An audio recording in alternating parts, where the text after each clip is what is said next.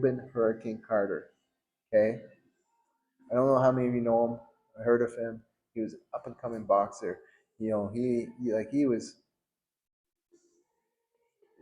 probably gonna be champion one day, right? Or and he was they called him the Hurricane for a reason, man. He came in with a flurry, boom, boom, boom, boom, right? And all of a sudden he's a convicted murderer. Convicted murderer, wrongfully convicted of murder for nearly 20 years. He spent nearly 20 years in jail. Think of the weight of that on him. Doesn't even though he knew he was innocent, the world looked at him as guilty. The world said he was guilty. The world said he was a murderer. He had to live with that condemnation on his shoulders, on his mind, all those years.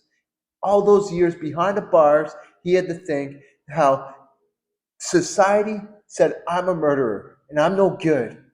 He went from a guy that was going to be on top of the world, being a champion in boxing, to a guy who was in a box with cells and the world thinking of him as a murderer, right? For almost 20 years. And I'm sure even when he was found not guilty and exonerated years later, there was probably still people that said, you probably did something else that you got away with. And that's why God brought, because this is how some people think, God brought judgment upon you because you did this over here.